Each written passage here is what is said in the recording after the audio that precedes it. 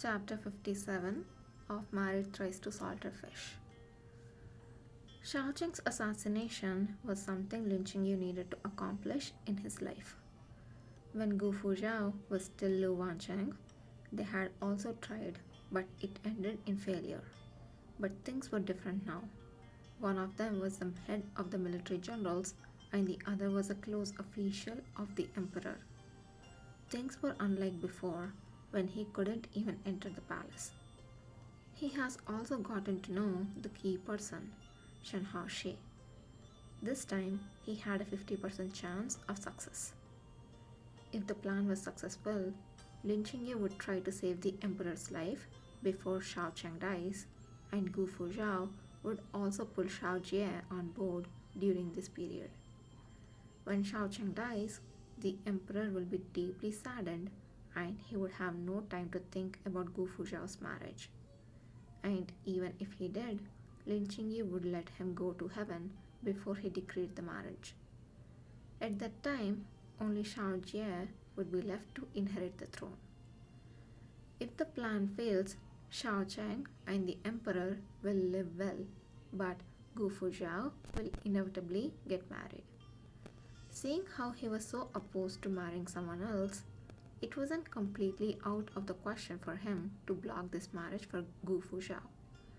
And unless the emperor is tired of living, it was impossible for the emperor to dismiss him while he was still ill. Even if he gets married to Gu Fuzhao again, it won't prevent him from continuing to study medicine in the Imperial Medical Office. This wasn't the first time they got married anyway. As for who would be taking on a wife and who would be taking on a husband, that was a matter to consider later. The two had more or less agreed, and it was already Jishe. Gu Fuzhao sat cross-legged on the lower bunk and yawned. Qingyu, it's so late. The general's mansion must be closed by now. Can I stay overnight here in your place? Lin Qingyu smiled lightly. If you were to go back, would the people of the general's mansion dare not open the door for you? Gu Fuzhao smiled and said, Then I must just be finding excuses. Lin Qingyu said, You can stay, but you will have to sleep on the top bunk. In the past, when Lu Cheng was in poor health, Lin Qingyu always slept on the top bunk. Going up and down had been really annoying. Gu Fuzhao immediately stood up and tidied up the bed, put into disarray by his sitting. Please. After saying so, he put his hands on the upper bunk and pulled himself up to sit easily. Whoa! He did not even get on those steps to go to the top bunk. He just tossed himself to the top bunk. How tall is this guy? One was on the top bunk and the other was on the bottom bunk. It was as if they were back in the past when they were still in the Nanan House mansion. Back then, they would occasionally chat before going to bed. Sometimes, Lu Wancheng would talk about his hometown and teach him a bit of his hometown dialect. Sometimes, they would discuss how to do bad things together. Sometimes, Lu Wancheng would wake up because of the poison acting up. Lin Qingye would then get out of bed and gently hug Lu Wancheng in his arms. After Lu Wancheng's death, Lin Qingye slept alone in the bottom bunk for a long time. He never slept well, his heart feeling empty. Tonight, there was finally someone above him, and his heart now seemed filled. He had clearly just been conspiring to kill the emperor just a while ago, but he was surprisingly calm. Even if there were wolves around and the road ahead was unclear, you were likely to lose your life with the slightest carelessness.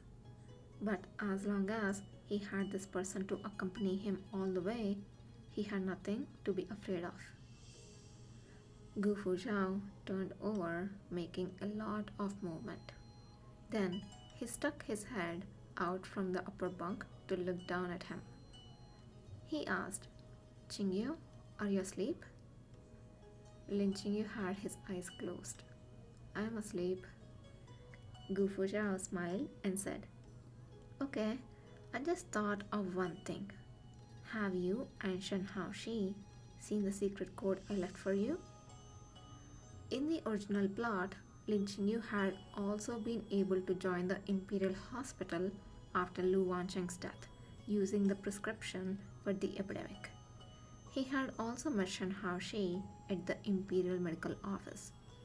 But the Lin Qingyu of the original plot didn't have the benefit of Lu Wancheng pointing things out for him, and so he hadn't paid much attention to Shen Haoshi, meeting his end by suicide in the Eastern Palace.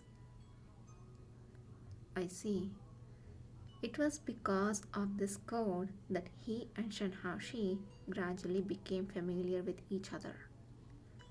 He said that this was a secret code only people from the Heavenly Prison sect know.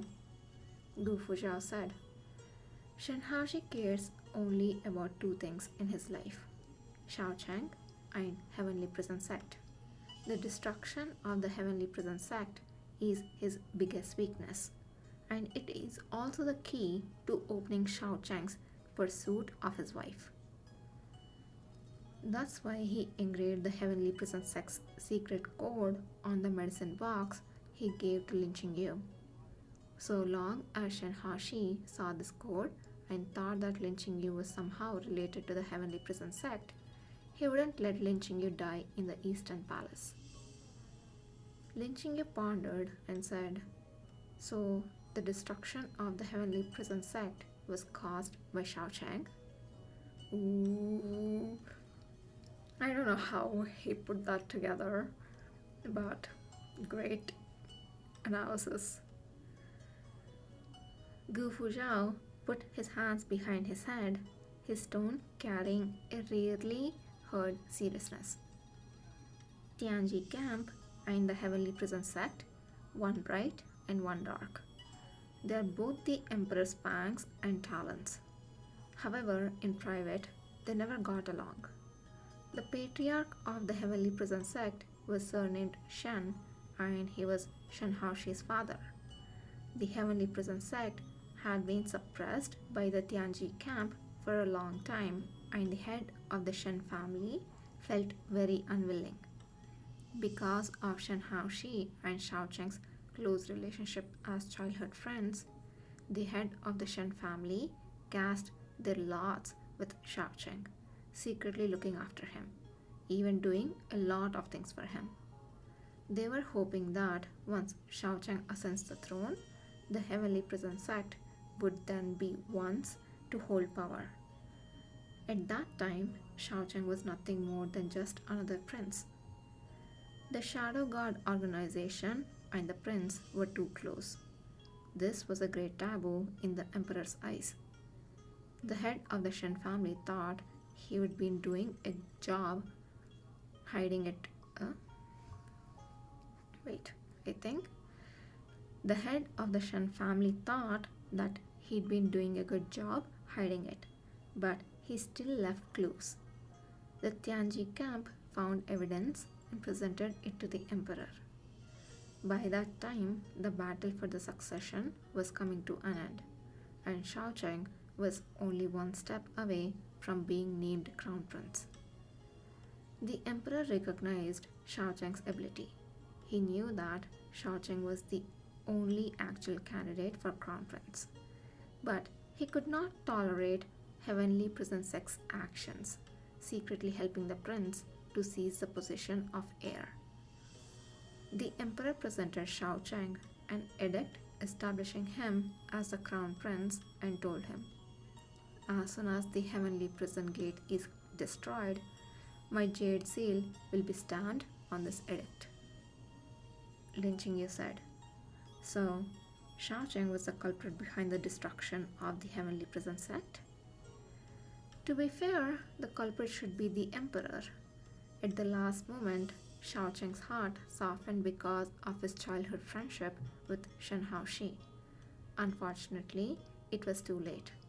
The Tianji camp, as per the emperor's order, arrived just in time to help Shaocheng do what he didn't have the heart to. It was precisely because Shaocheng wavered that he almost lost his position as crown prince. Therefore, when Princess Chun was favored by the king of the northern realm, in order not to lose the emperor's trust, he had no way to ask his love to stay. He regretted his soft-heartedness and blamed it all on Shen Haoshi. Gu Fuzhou sneered and said, Shen Haoshi only lost the lives of his entire family, while Shaocheng lost his life. Lin Jingyi couldn't help but ask, how on earth did you find out about these things? In your hometown, are these recorded down in historical documents? It's hardly historical material, Gu Fuzhou said leisurely. All of this, whether it's your fate or the love-hate entanglement between Shaocheng and Shen Haoshi, is all written in a novel called Hao's Refusal of the Monarch. And I was fortunate enough to finish reading this extraordinary book. Hao's Refusal of the Monarch, Lin Jingyi sneered. No wonder Shaocheng and Shen Haoshi are the protagonists. Yeah, this book revolves around the two of them. Hearing Gu Fuzhou say this much, Lin Jingyi had something he was puzzled about.